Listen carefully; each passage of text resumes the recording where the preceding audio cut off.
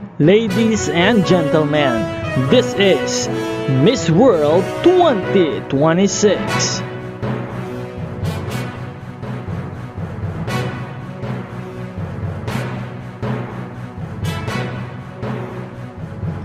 Magandang araw Pilipinas and good day pageant lovers! Welcome back sa panibagong Miss World 2026 update dito sa ating channel. Mga kapageant, aura kung aura ang ating pambato mula sa Pilipinas na si Asia Rose Simpson. Ngayong araw, makikita natin ang Miss World Philippines sa isang exciting na Nha Trang City Tour dito sa Vietnam, ang host country ng Miss World 2026. At talaga namang hindi nagpapahuli ang ating pambato. Confident, fresh, elegant at very Pilipina ang dating ni Asia habang nakikibahagi sa mga ganap ng Miss World. Makikita natin si Asia na enjoying sa kanyang Nha Trang City Tour kasama ang iba pang mga candidates. Ibang klase talaga ang aura ng ating pambato.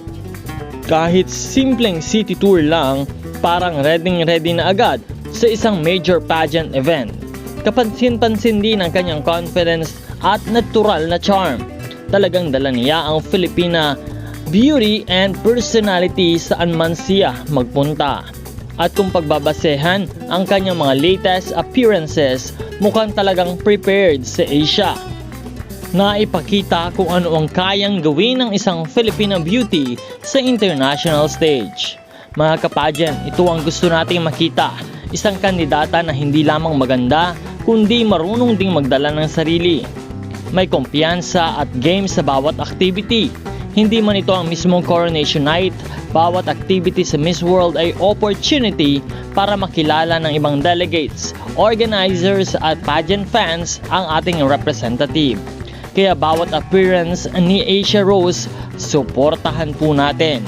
Good luck! Dalhin mo ang pride ng Pilipinas at ipakita ang tunay na Filipina beauty, grace and confidence. Nawa ay patuloy po natin siyang suportahan hanggang sa Grand Coronation Night ng Miss World 2026.